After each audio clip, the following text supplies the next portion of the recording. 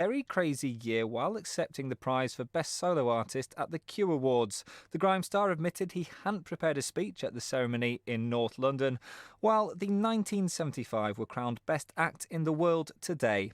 That's the latest. I'm Will Rowe. Love Sport Radio.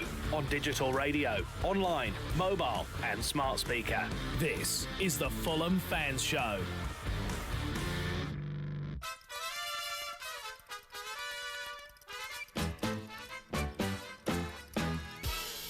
Down the Fulham Road we're burning with ambition.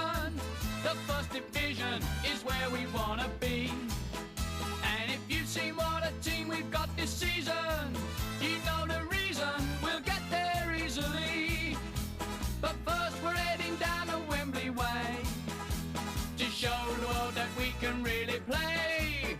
Oh, this year we're gonna... You are listening to the Fulham Fan Show on Love Sport Radio with me, Charlie Hawkins. I'm joined in the studio with the first string, the first team Fulhamish podcast and sub.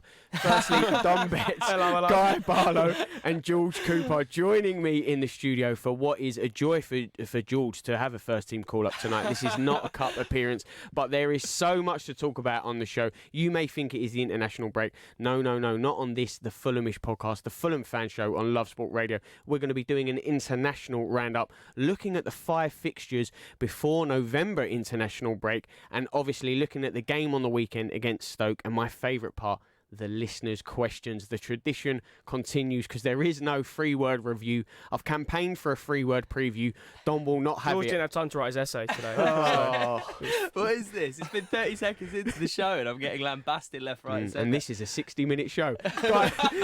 Guy, I want to ask you, what do you make of my idea of the 3-word preview for games? When there is an international break, not every week. You're not a fan? No, not at all. You was my strongest bet. I really hoped. What, pre-word previews? No. Right, well, that's the end of that. Terrible. Just put it in the bin. Straight away. Trash. It's over. The woat of ideas. Let's do an international roundup then, Don, because there were Fulham players in action. What did you like? What did you see? And what were you pleased with? But I've seen Mitrovic scored about 8 billion goals in the space of about 2 games. I think, was it got 4 in 2 games, I believe it was? I think it's 6 in his last 4. Yeah, 6 in his last 4, which is ludicrous. His goal scoring record for Serbia is about 30 goals in 50 games. I think he's only 3 away from surpassing their all-time goal scoring record. I presume that was when they separated, because otherwise that would be a ridiculous goal record. But I think a good point to bring up with Mitrovic is that obviously his striking rival is obviously Yuka Jovic, who's moved to Real Madrid, hasn't had the greatest start. I don't think Jovic even got into the September squad. He was had that poor start to the season. Then was like, we've got a Real Madrid striker. Why isn't he starting? I was like, if you've got a player who's got 30 goals in 50 games, I don't really know why you're complaining. He single-handedly improved someone's life in Prague when someone had a little tipple, and Mitrovic was the winning leg of that tipple. So it was very, very, very helpful. But Mitrovic, I think this season has shown that he is just an excellent number 9, an all-round number 9. You know, he isn't just a player who can hold up the ball. He can score the goals for them as well, and he can really lead his team by example. Yeah, he certainly can. Obviously, making the international break, he's making the most of it, shall I say. I wanted to quickly ask you, before we look at the other players, sometimes on other fan shows, not the Fulham fan show, they say, I hate the international break, I don't want our players playing, I don't want them getting injured, it's only about the club game on the weekend, 3 points there. How do you feel about it?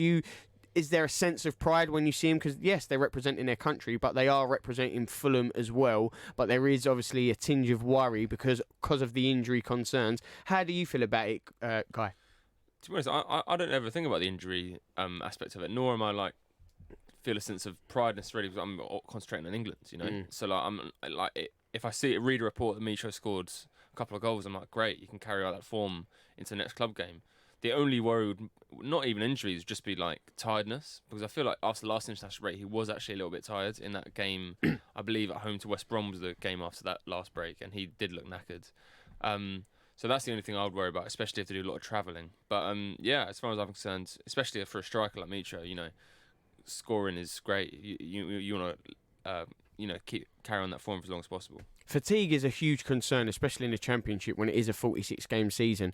But when you see players doing well on an international break, if they're not in that Fulham starting lineup, like George has been called up to the Fulham starting lineup this evening, if you're not in that starting lineup, does it make you think maybe we should change the way we look at the game on a weekend? Do you ever think if players play well on international duty, Fulham have a selection headache, or it's a completely different game and idea, George? I think that if you've got, for a team like us in the Championship, if you've got a player that is good enough to be selected for their international side, it's a no-brainer that they're going to be in or around the Ibrahim squad. Cisse.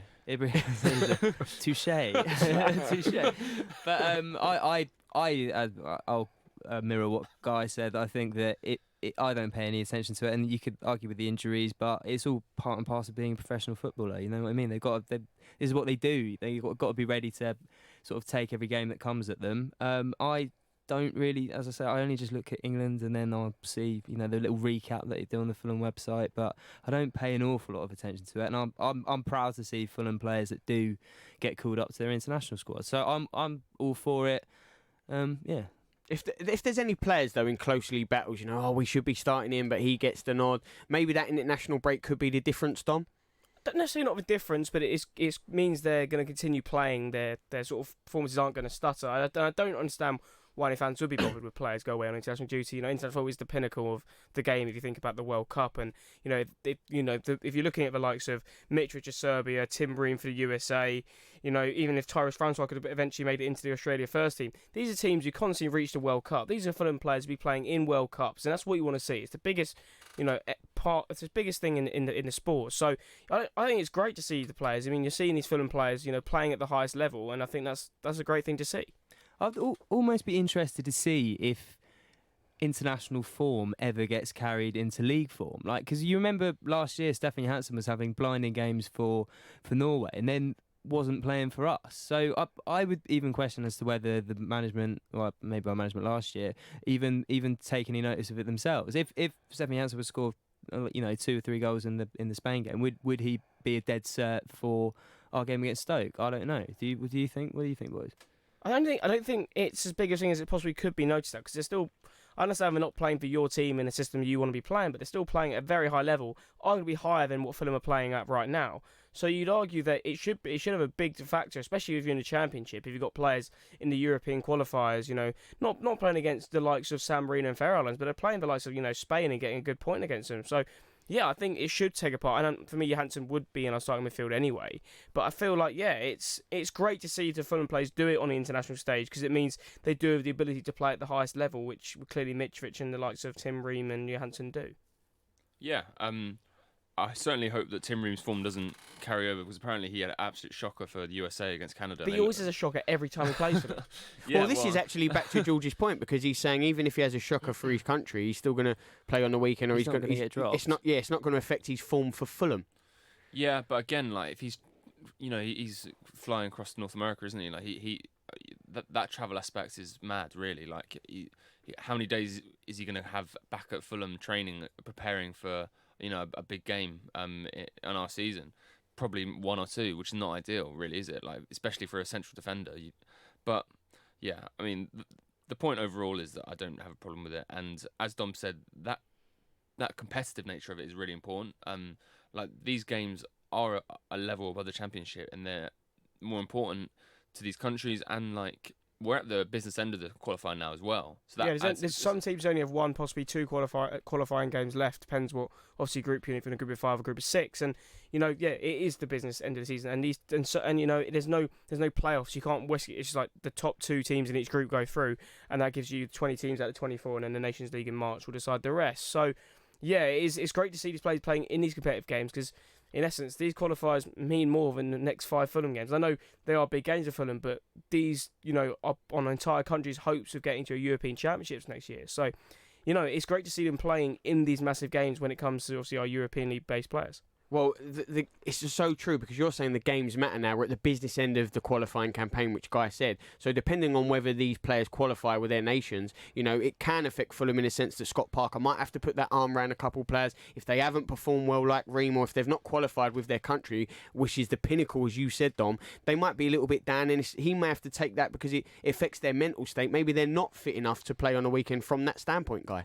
Well, I think it's important for Parker in that he's had players who have been around the training grounds, how he manages them as well, the players who aren't in international duty, because what are they going to be doing? He can't work on things tactically because he hasn't got a full squad available to him. Does he give them time off? Does he tell them they need to be slamming it in the gym, staying fit? How does he deal with them as well as how does he deal with the players in international duty? If you'd like to think maybe it would have been nice if Mitro's scored the last minute winner last Friday night. If Parker would give him a little call, being well done, mate. You know. Do we reckon Parker's the manager to do that, or is that a thing that managers do? They keep an eye on it. Every player that does go out on international duty, not necessarily a call, but a little text. Saw that winner, saw that last ditch tackle, saw the assist, so on. It's nice for a player to receive that their club manager is watching them, and it's not just some scout that's told him. Yeah, I can imagine Parker sliding into Mitro's DMs.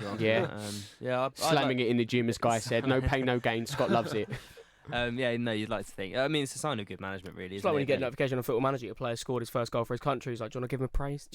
I'm straight up on that thumbs icon. Yeah, let the man know he's done well. If anything, I'm talking about a raise. Definitely. Last international break, Parker was flying budget airline to wherever it was, Mallorca, wasn't it? Did you see that photo of him queuing non-priority on the way back? Yeah, non-priority on a Ryanair or an EasyJet flight, Wizz Air maybe back into London, but you're well acquainted with Wizz Air, I can imagine, Dom. Yeah, very, very, very so. Eastern Man European of the people. Yeah. Too acquainted, you would say. Well, the other side of the international break is about Fulham, and I want to say, obviously, before the international break, Scott Parker said it's come at the wrong time. We don't know yet because only time will tell. We'll be able to talk a little bit about that next week. But what have you made of it now? It is back to Championship football this weekend. I don't think any international break comes at a bad time. Well, for me anyway. It's the best. Here we go. You following the way, mate? Yeah. This is the Fulham fan show, not Dom's holiday snaps. Dom with his little England bucket hat, travelling the world. Where's Exactly. Dom now? Well, Back to Blighty. Let's face it. I'd rather go to Prague than Stoke. I'll put it that way. But no, I don't think it can. I think you do need these breaks in a season. I understand players. You or we do, or the team. Everyone needs these breaks. No, but I just think it splits up the games. If you look between November and March, there is no break there, and that's solid. I understand that is when you sort of define your season in that sense. But that's the GOAT part of the season. It's important on in these sort of 5 games you have in between the breaks to go on these runs. And I think that it hasn't come at a good, it hasn't come at a bad time. I think it's just come at this natural course really here, and we've got natural course. Yes, it is like time of the month or something. Yeah, we have got 5 games coming up, and we'll talk about them later. But for me, we should be winning them all anyway. So winning strong, bold case there. But we have to talk about the 5 games because after that international break, it is solid November to March of Fulham and Fulham only. We're going to be talking about those 5 games next. Giving your team the coverage they deserve. Love Sport Radio. Follow @Love Sport Radio on Twitter for all the latest news, views, competitions, and the best bits from your favourite station. Love Sport, the station giving fans a voice. You all right, mate? Yeah, I'm fine. Yeah? Really? It's just there's a massive grizzly bear sitting on you. You sure you're okay? Well, now that you mention it. Sometimes we say we're fine when we're not. But with 1 in 4 experiencing a mental health problem, if your mate says he's fine, he might not be. Be in your mate's corner and ask twice. Time to change. Cancer. It can affect anyone. And when it does, Macmillan are right there to support them. From the moment of diagnosis, we offer physical, financial, and emotional support. And it's your donations that make it possible. So we can be on the phone, in hospitals, running support centres, and ready to help people deal with the fallout. We are funded by you, the public. So please give what you can at macmillan.org.uk. Macmillan Cancer Support, right there with you. As spokesmansaid.com is a leading price comparison website that allows you to compare every energy tariff on the market in seconds.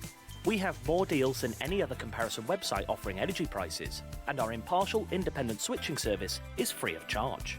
Nearly 50% of UK households have switched bills, and there are hundreds to be saved. Visit aspokesmansaid.com, as recommended in The Guardian, The Times and The Sun. aspokesmansaid.com. There are many things a mother can pass on to her baby. Her smile, her eye colour, and her immunity to whooping cough.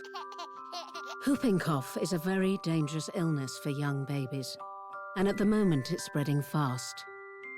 A simple vaccination during your pregnancy can help to protect your baby in their first weeks.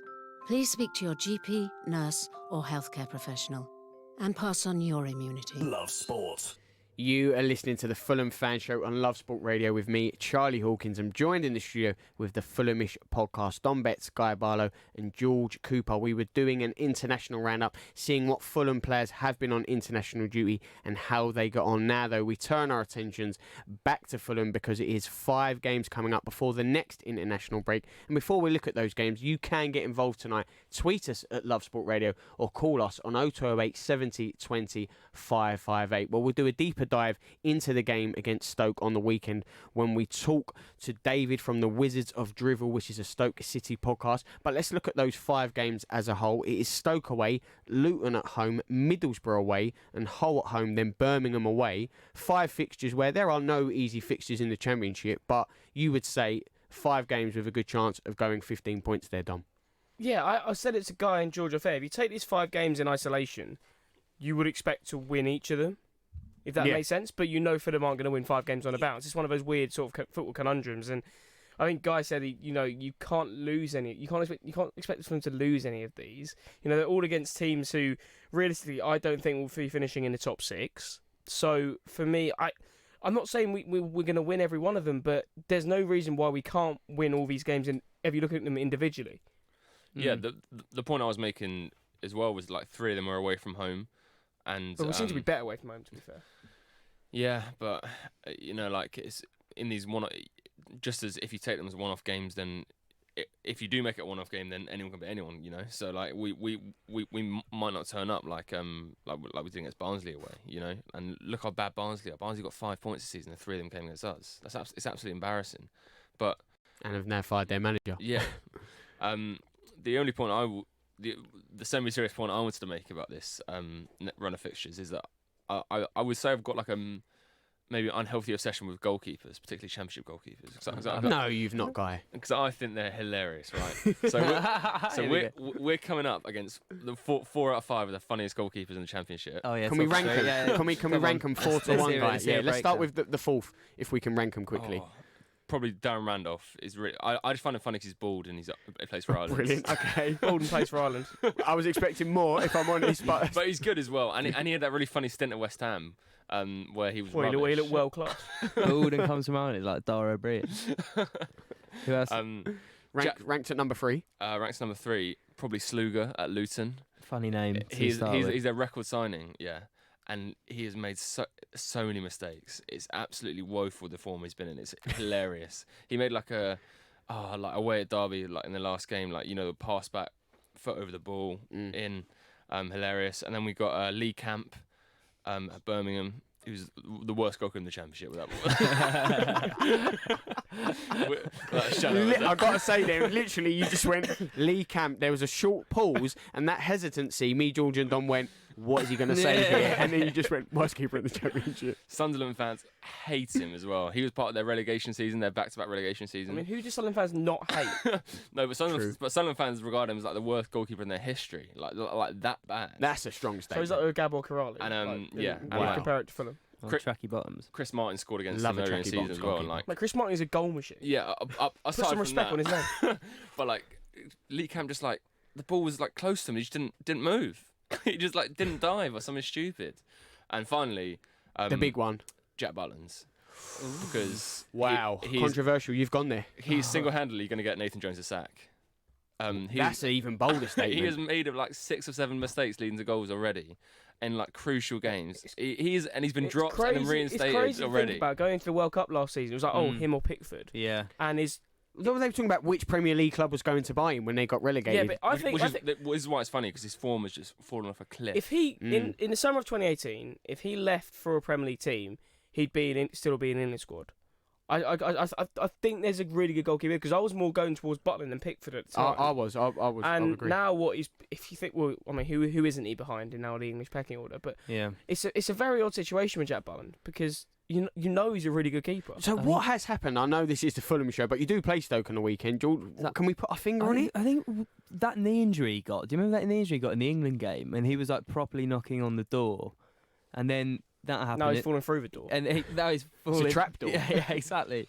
I think maybe that might have been a turning point because obviously it's hard to come back, and then it's such a confidence position, goalkeepers, isn't Massively. it? You feel like every goalkeeper in the top, 40 teams in the Football League, bar these four, they're undeniably a talented footballer, goalkeeper. Otherwise, they wouldn't be where they were. And then all of a sudden, they can have this bad run of mistakes, and then they're looked upon as like these utter clowns and getting talked about on a Fulham podcast. Well, no, how bad is it so now? funny. What a fall from grace that Jack Butland has just edged that Lee Camp in the goalkeeping rankings by Guy Barlow. Yeah, let's put it. You can't be losing your place to Adam Federici.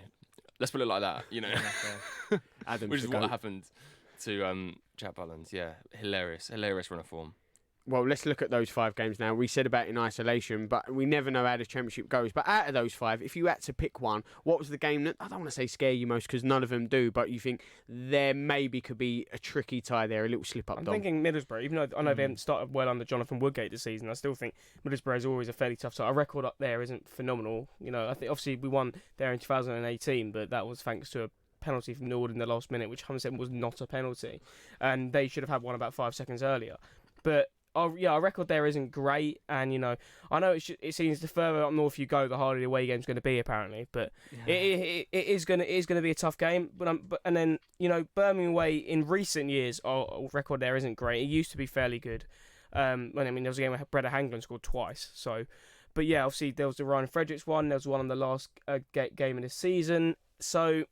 Yeah, it's the 2 away games. I'm looking. You look. I'm not the 3 actually. I'm not too worried about Stoke. I know they beat Swansea, but they've had a terrible start to the season and they've been very, very poor. And they haven't won at home since like March, which probably means they're going to beat us 3-0. But I'm looking mainly at Middlesbrough away as the toughest game here. I 100% agree. Like that they've had a poor start, but it just feels like one of those places that I know we won there 2 seasons ago, but it feels like one of those places where you're just going to go there and lose. But they've been, I don't want to say terrible because that's a strong word. I've watched a bit of Middlesbrough this year, and what I have seen of them, I think they've been really poor. I can't put my finger on why, but I just haven't been impressed with Middlesbrough at all this season. Honestly, I had a feeling that you would choose that as the most difficult, and it is away. But for me, it wouldn't be Middlesbrough. George, who is it for you? Excuse me. I think that this Fulham side have frustrating draws in them. When you look at the defensive errors that we're still making and our proneness to getting frustrated going forward when teams just sit back, I think that I think we're going to win at Stoke, but I think there's a potential that we might draw that game. I don't think we're going to lose any of them, but yeah, Stoke and Middlesbrough for me stick out as potential banana skins. Potential banana skin on the weekend for George then. George mentioned the errors, just trying to get rid of them and the little problems that Fulham can cause themselves, the frustrating draws that he mentioned. How can Fulham get over this? Is that an issue for Scott Parker? Is it for the players? Where does it rest on more, Dom? I think what it rests on is our forwards be able to put the ball in the back of the net more often, if I'm being perfectly honest. I think we haven't, above the Millwall game, we haven't really scored that many goals. Like, I understand, we are getting goals. Mitrovic top goal scorer. And the Reading game. Yeah, okay, yeah. Those 2 games. If you look at those 2 games in isolation, we haven't scored too many goals. And I'm not saying. I think it's not like we create a load of chances each game either. I don't feel like we do. I feel like when we are fairly clinical with the ball when we do get it, but it's just we're too passive sometimes with the ball in the middle of the park. So I'm not saying it's about being more direct. I just think it's creating more better chances from the possession we have. I think it's what needs to improve. I don't think it's necessarily the way we're playing at the back. I don't think you can put the defence on the goalkeeper or the defence. I think it's about the midfield getting the ball into the attackers in the right positions. And I think because when they are going to go through on goal, they have shown they can score. How many times Cavallaro cutting on that right foot and pinged it top corner. Mitrovic top goal scorer in the league. So there are goals in it. I just think it's getting the ball into the right areas, basically. Yeah, it's true. And apart from the Charlton game, when we kind of bombarded them with shots, we haven't really seen that kind of ultra attacking, just get shot, really troubling the keeper. it is just, passing, getting a few chances and then just being clinical when we can. But I'd like to see the sort of more of the Hail Mary approach and actually get more shots on the board. The ruthless approach, Yeah, exactly. brutally taking teams apart. Well, before we get, we've got some answers off Twitter, how many points the fans think that Fulham will get. Let's ask you three first in the studio. Guy, I'll start with you. Those 5 games, potential of 15 points. What do you reckon? I think we'll win at Stoke, win at home to Luton, win at home to Hull. So that's 9, and then we'll draw the other 2, so 11. Quick maths. 11 points for Guy there. George, what do you think? I think we've got 3 wins and 2 draws. So exactly the same. Yeah, I don't know where that's coming from, but I think 3 wins, 2 draws. But that would be 11 games unbeaten and 11 points from that 15. 11 games unbeaten is very, very good in the Championship. Dom, where do you stand on it all? I think we should be looking for 15. 100%. I'm looking at these games, and yes, you can. If when the teams in Championship win 5 games on a bounce, but come on, it's Stoke, Luton, Borough, Hull, and Birmingham. You're not playing Leeds. You're not playing Swansea, are you?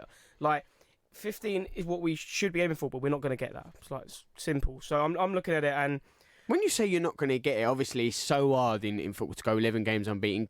Look at those 5 games, say that's 15 points, but it's not out of the question. No, it isn't. They could do it, couldn't they? It isn't out of the question, but I just can't see us sustaining that high level performance across these obviously 5 games. So I'm going to say about 10 is what we're realistic to get in the end.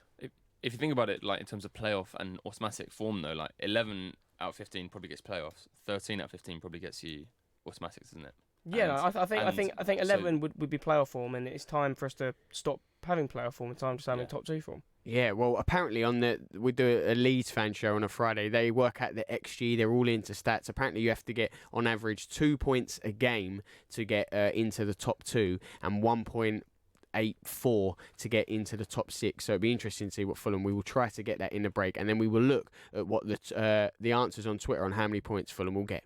This is Love Sport. Every day someone dies waiting for a transplant. From spring 2020, the law around organ donation in England is changing to allow more people to pass on more organs to save more lives. Unless you choose to opt out or in an excluded group, all adults will be considered as a possible organ donor when they die. Whatever your choice, make it clear to your family and closest friends to ensure your decision is honoured. To find out more, or for the choice to opt out, visit organdonation.nhs.uk. Pass it on. Cancer. It can affect anyone. And when it does, Macmillan are right there to support them. From the moment of diagnosis, we offer physical, financial, and emotional support. And it's your donations that make it possible. So we can be on the phone, in hospitals, running support centres, and ready to help people deal with the fallout.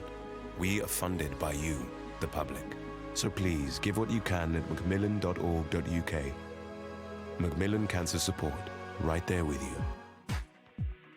Think the energy price cap will save you money? Think again. You could be saving a lot more on cheaper energy tariffs. Price comparison site A Spokesman Said will show you just how much money you could be saving against your current tariff. Don't throw away your hard-earned money to the energy companies. Check out aspokesmansaid.com and you could switch to cheaper bills in minutes.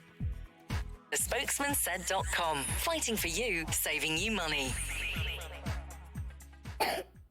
Oh, it's okay. Let's face it, when your kids are ill, you'd do anything to help them feel better. But remember, antibiotics aren't always needed. You might not realise it, but taking antibiotics when you don't need them puts you and your family at risk of a longer and more severe illness. Help keep your family well. Always take your doctor's advice on antibiotics. Search NHS antibiotics. All better. This is Love Sport. This is the Fulham Fan Show on Love Sport Radio with me, Charlie Hawkins, and I'm joined in the studio with the Fulhamish podcast, Dom Betts, Guy Barlow and George Cooper. Well, we were just talking about those 5 fixtures before the next international break and how many points did they feel they would get. Dom said they should be aiming for 15.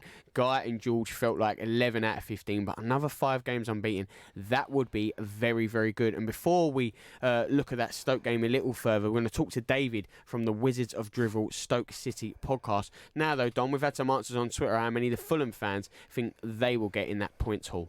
Our man Ibs, one of my top fans, Shout came out out to with Ibs. it's 3-2-1. 12 points, so our beating run will continue hopefully. And someone was like, it's impossible to get 12 points to stay unbeaten.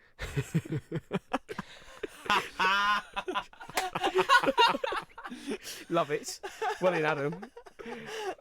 Don't worry, it's fine. That's quick math. It's quick. It's very bad maths. Oh, dicks. There's quite a few 10s. So our own Ben Jarman gave 10. Tonge Gorgos 10. Our favourite Richard Solbamba with 11. Michael Cox with 12. Individually, I can see us winning all 5, but inevitably will fail somewhere. Double figures needed though. MJG from the FST is need at least 10 and expect 10. And Jonathan was like, that's a good only 15 points to kickstart another run. The Barisha Show again with 15 points. Gary Presley 15. All games we should win if we've been taken seriously. Muzzy Boy with 11. SJ with 11. Sam Crosby Brown with 9 and undefeated.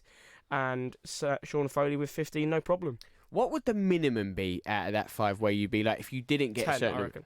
And if anything less, that's bad in that. Yeah, I think 10 is not great, but anything less than 10 is just not acceptable. Guy, George, would you agree with that? Yeah. Yeah, no, I'd agree. To anything less than 10, then it's been a failure. Yeah. Guy, were you going to tell George off then? No.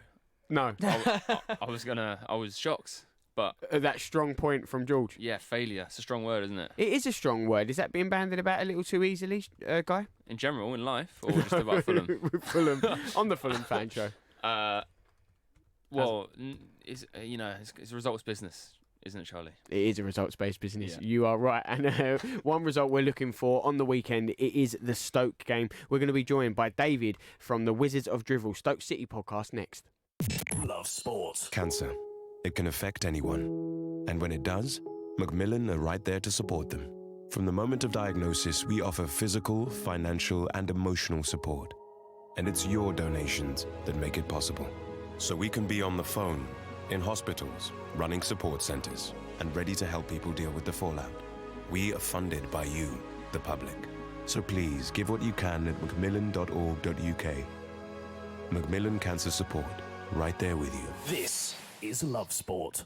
You are listening to the Fulham Fan Show on Love Sport Radio with me, Charlie Hawkins. I'm joined in the studio with Don Betts, Guy Barlow and George Cooper. And there is still time for you to get involved tonight. Tweet us at Love Sport Radio or call us on 0208 70 20 558. Ask the Fulhamish team any questions on Fulham, the game on a weekend, those 5 games. What do you make? What are your thoughts and your points tally from those 5 games? What is a minimum expectation for you? Well, one man who has joined us, it is David from the Wizards of Drivel, which is a Stoke City podcast.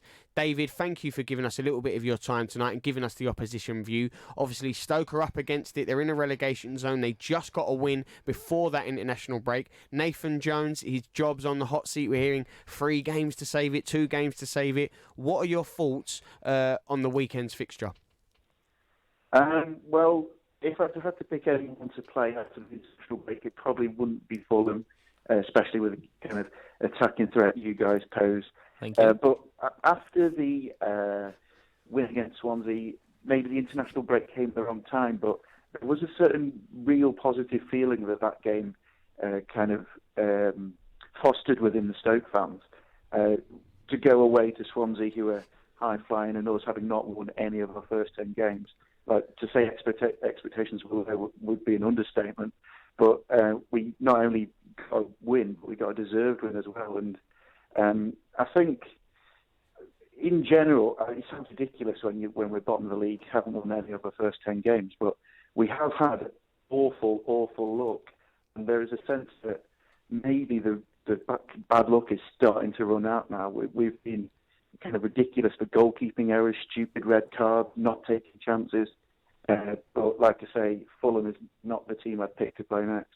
If we're looking at the season so far, what has gone wrong for Stoke? Because obviously if you look at the players on paper, and obviously you can look at many teams on paper in Championship history about teams who shouldn't have gone down. I think in the Sunderland team who are now in League One. When Fulham first came down in after all season 13-14, you wouldn't expect us to just about stave off relegation. Obviously, so what do you think has gone wrong this season? Is it just an accumulation of various factors?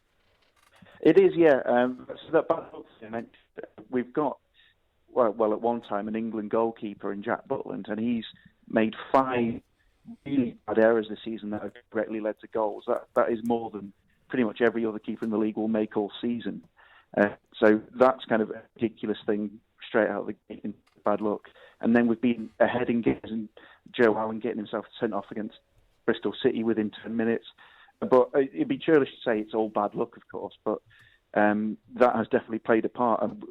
And when that kind of builds up, you kind of get this negative mindset, and that's kind of does a few. Nathan Jones isn't blameless by any stretch. I think there was a lot of talk about his 4-4-2 diamond formation when he came from Luton, and we haven't really seen the best of that yet, although it did work well against Swansea. So our kind of weaknesses have been in the full-back areas, which are so essential to the diamond. Weaknesses have been up front in terms of finishing chances as well.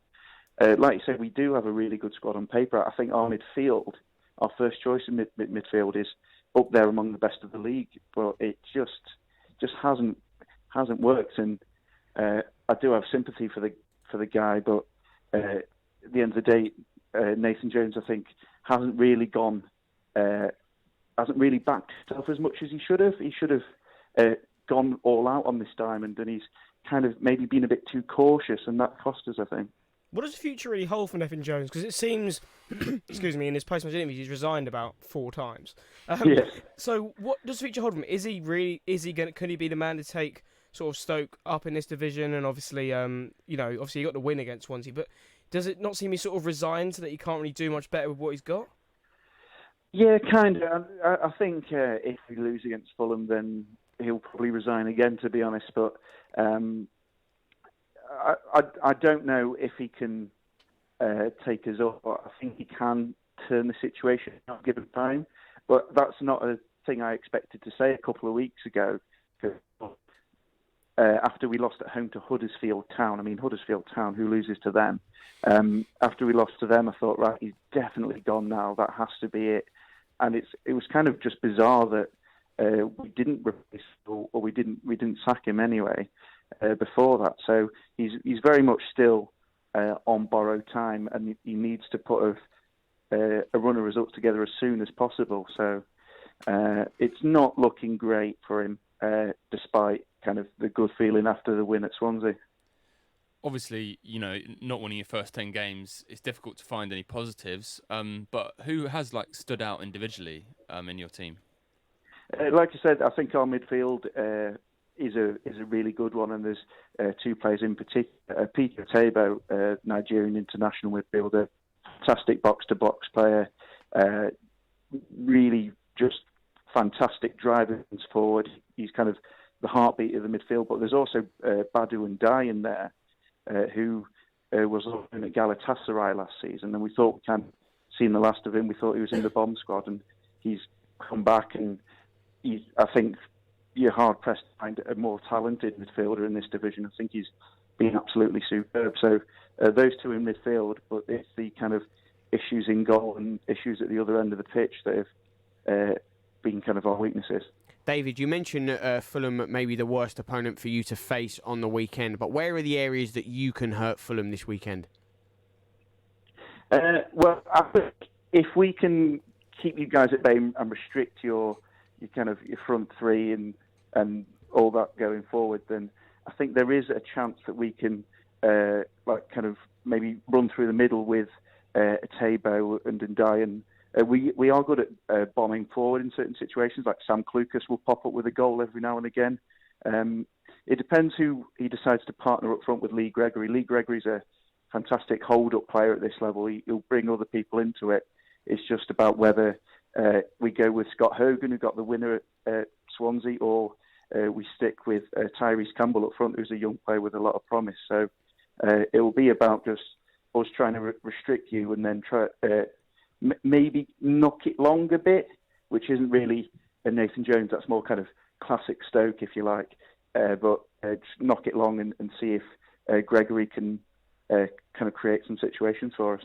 Cool, good stuff. First and foremost, David, thanks once again for your time. Really appreciate it. And as a first-time visitor to Stoke, I'm going to Stoke away. This is the first time. What advice would you give to the travelling Fulham fans who've not yet sampled the delights that Stoke-on-Trent has to offer?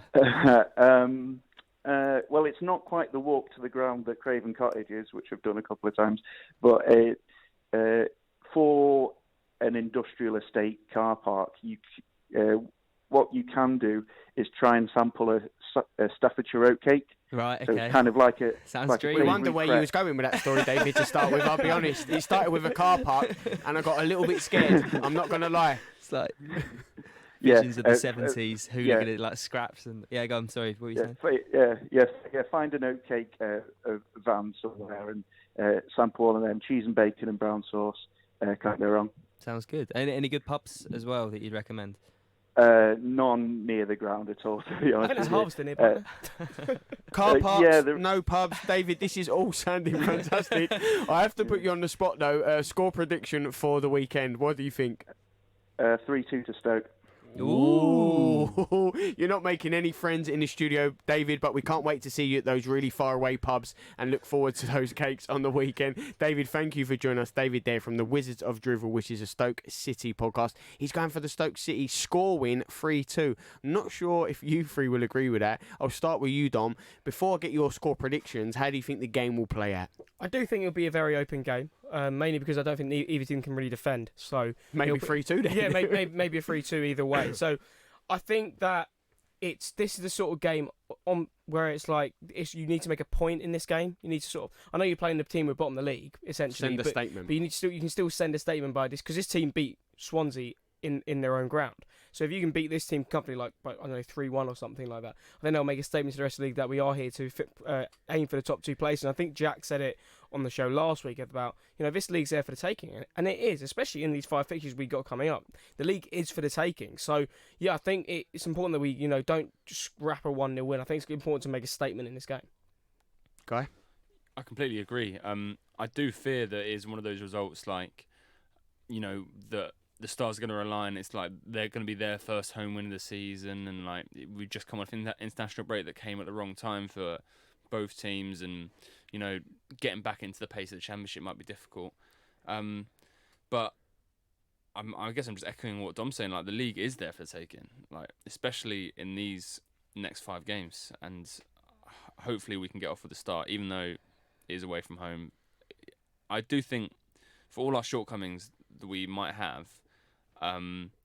If we just score early, I know it's so simple to say, isn't it? Like just score, and then you'll win. No, but it's like if we score early, then we can really like dictate the game because they have to chase them, pile on the pressure. Yeah, so it's so crucial for us, and we hardly ever do it. We hardly ever score early, and so that's probably the main thing I try and change about this team is to really get out of the blocks. George. Oh, sorry, man. I was still thinking about those oatcakes. Or that dodgy car park. Yeah. Yeah, sounds wonderful. No, I think this game's for the taking. And please, can we get a clip of that rallying cry that Jack did last week? It was hilarious. He got himself so worked up, didn't he? Yeah, I got a bit scared at one point. Yeah, honestly, I've watched it back a few times. It was like a Churchill sort of war speech. It was brilliant. But Fulham will win this weekend. I'm going for 3-1. 3-1. I do think we'll concede. But yeah, 3-1, I reckon. Both teams to score win seems to be the obvious choice. Guy, what do you say? 2-0 Fulham. 2-0 Fulham. You had to go against it. Clean sheet. Dom? 3-2, why not? Oh, there you have it. But Fulham win. Obviously, David was saying Stoke win. It's going to be an interesting one. Obviously, we will always cover that on the Fulham Fan Show. Next, though, it is my favourite part. It is listener questions. Love Sport Radio, the station giving fans a voice.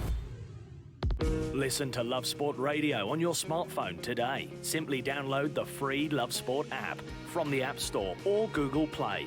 Tap the play button and you'll be able to listen to your favourite station. Anytime, anywhere. Love Sport Radio, the station giving fans a voice. You all right, mate? Yeah, I'm fine. Yeah? Really? It's just, there's a massive grizzly bear sitting on you. You sure you're okay? Well, now that you mention it...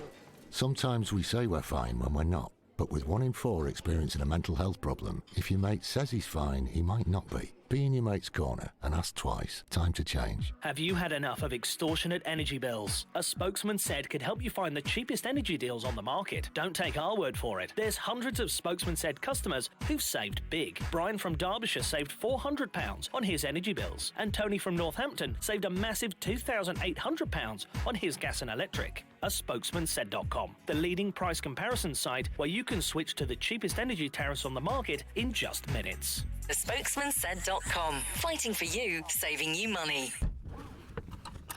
Before you set off on a long journey, remember to check your vehicle. Are your tyres correctly inflated? And are the treads deep enough? Have you got enough fuel? Is your oil level right? Checking your vehicle doesn't take long, but can prevent a breakdown or accident and save you money. So, before you set off on a long journey, check your tyres, fuel and oil. Highways England, connecting the country. If you fall asleep at the wheel, you'll put your life in danger, and the lives of others as well. Before you feel tired, pull off the road into a services or other safe area. Drink some strong coffee, and take a quick nap while the caffeine kicks in. If you're having a nap, you've left your lights on, sir. Right, cheers. Think. Don't drive tired. Love sport. You are listening to the Fulham Fan Show on Love Sport Radio with me, Charlie Hawkins. I'm joined in the studio with the Fulhamish podcast, Don Betts, Guy Barlow and George Cooper. We were talking about the Stoke game on the weekend, the 5 games coming up before that next international break, and a little bit of an international roundup. Now, though, it is time for the listener questions, and Guy has decided, and rightly so, we didn't have the 3-word review, so we're going to do these questions in 3-word answers. If we can, bring it on. George is all up for it, and then we'll elaborate on the answers. And the first question this evening comes from Dan Williams, and it is: we have seen multiple different midfield combinations this season, but what is our strongest? Dom. This is easy. Yeah. TC, Harrison Reed, Steph, you're answering for me. There's more than 3 words, but yeah. Doesn't matter. 3 names. 3 names, there we go. Guy. Johansson, Reed, Kearney. George. Johansson, Reed, Arter. Ooh. Let's discuss that now then, because we gave the 3-word answers. No, Do you agree? Kearney, I forgot Kearney. Obviously Kearney. Kearney, Oh. Kearney, Arter. Can you understand what I had to deal with last week? No, guys, it's slowly becoming apparent. Kearney. How could he's a club captain? Arter, Johansson. That's what I meant. Kearney, Arter, Johansson. I reckon Coops hates Kearney. Ooh, no. Hashtag Coop hates Kearney. And it needs to pick its head up off the floor, I think. Yeah. It's fallen clean off. Right, well, let's move on. We can elaborate on the next one. This is from Danny Baker. It says, do you think we need to strengthen in Jan? If so, what position? I think striker. That's one word. New striker, please. What do we need to improve? Again, you're at. I'm not good at this counter stuff, am I? Guy. Bobby Decordova-Reid. That's my answer. We don't need to improve anywhere. We've got him. Okay. The ultimate utility man. Yeah. These 3-word answers, it's just not working. Proper answers. What, Living La Decordova by Ricky Martin? What position do Fulham need to strengthen, Dom? I think left back. Not because Joe Bryan's bad, but we don't have another one. Okay, yeah, depth. I think another question is actually to cover that. But yeah, I think depth also in Kearney's position, I think. Because yes, we got Bobby Reed, but I do think Bobby Reed. Yeah, but you've got Arter. And George loves him and he prefers him to start. Him in the number 10 slot. World class, they say. He's losing his head left, right, You've got Bobby Reed, but for me, I think he's more impactful for us off the wide sort of areas. And I don't know we have that number 10 to come in from. We don't have someone like Lucas Piazon who can just sort of slot in. So, but I do think having left back's a bit of a serious problem. If Joe Bryan gets injured, yes, I know we got Dennis Adoy and Guy will say this, but I do think a cover at left back is an option that we really do need. I'd have to agree with that. I think, but also a cover at right back. I don't think, Christie might be. We've got Marlon Fossey. Okay, Fossey. Sorry, I'll stop that. No, but Christie's lightly on his way out, and Stephen Sess, I would say, probably just about isn't ready yet. Well, to be fair, me and Jack Connors made this point at the Fulhamish 200. Then we made it live, but we did say that if Cyrus Christie had been playing the way that Steven Session has the last few games, he'd be getting criticised left, right, and centre. And I would be one of them criticising for it. I mean, I'll go out and say that. Cyrus Christie's a pro of about 10 years.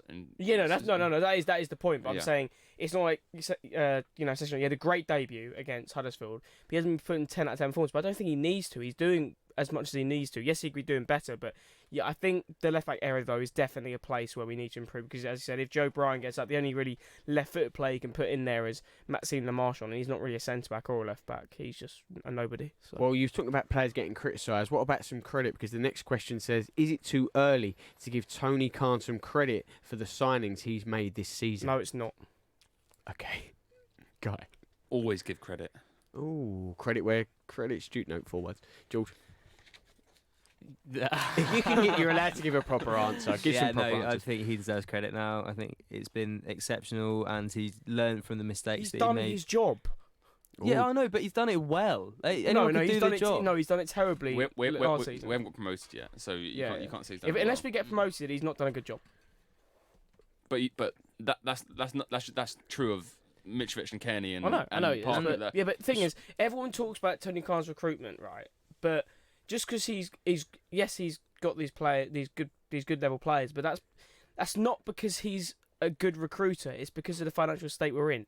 These players have become available, and it's a good option for him to take up. I don't think that he's, the full credit is for Tony. Yes, he is head of recruitment, so yes, you can argue he's done a good job. But again, until we know what the outcome of the season is, I don't think you can sort of debate whether he's done good or bad in recruitment-wise. Yes, these players performed well so far, but for me, unless these players do end up getting us up, then not really. It has been a good summer of recruitment. And also to say he hasn't done a good job unless we go up, I feel is a little bit reductive because there are so many other factors that go into play into getting promoted. You could do a fantastic job of recruitment, but if you've got a rubbish manager, you're not going to get in. The players aren't playing well. Yeah, I agree with both. But recruitment's a long-term thing as well. Like again, like times what George is saying, like it's hard to judge it for one season because we've tied down, Mitra and Kenny to long deals, and recruitment. The opposite of recruitment is offloading players, obviously, and he's done that well as well. Like we've got rid of Seri and Anguissa. Anguissa's a weird one, but we've offloaded well and got money for these players, which we might not have got under a different director of football. Next question. Would you have taken Rooney if he was offered to Fulham, as I'm a little gutted he is at Derby? Obviously, yes. Of course he takes Rooney. It's like all this time, you're like, yes, obviously. With or without the betting thing, though? With. I'd take it if he had to, if he had to... I'm trying to think. Tommy works on the radio. Yeah. I'd take, yes, absolutely. Yeah, of course I would, yeah. He's England's top goal scorer of all time. Do you really need to answer this question? He's England's greatest ever player. These are listeners' questions, mate. You just need to play the game. We need to listen more. Right. I'm still not convinced. I can't get my head around that move even now.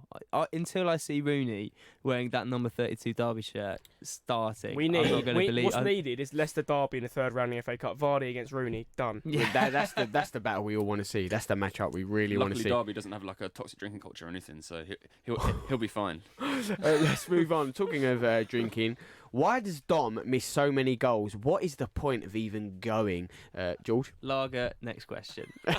3 words. Smashed it. Yeah. Lager. No, it's because beer. It's because, as I've said before, I hate club football. No, it's not because I hate club football. It's just, I don't know. Fulham just seem to score near half time. That's what it is. It's Fulham's fault, not mine. You don't want to queue up at half time. No one wants to queue up at half time. You can still watch the game on the screen. They're scoring at half time and then there's leaving at 28 minutes, Dom, I've never left at 28 minutes. I've gone down after 28 minutes. You've gone for a walk at 28 minutes. I've left at 20 minutes to go for one and not come back up. I didn't leave on 25 minutes. I stayed till pretty much 80, 85. So if the concourse then continues selling refreshments, then I shall stay there. Next question. Is MLM a good enough backup for Brian at this level? Don't think so. Just no. You don't even need 3 words. You just need 1 no. No elaboration there, Guy. You elaborate for us. Well, I don't really like that at this level aspect of it because he's a good player. He played in Ligue 1 for several years, and Ligue 1 is obviously a higher tier than a high level in the Championship. So he's clearly proven, like, just because he's had like a bad 18 months doesn't mean, you know, he's a terrible player forever.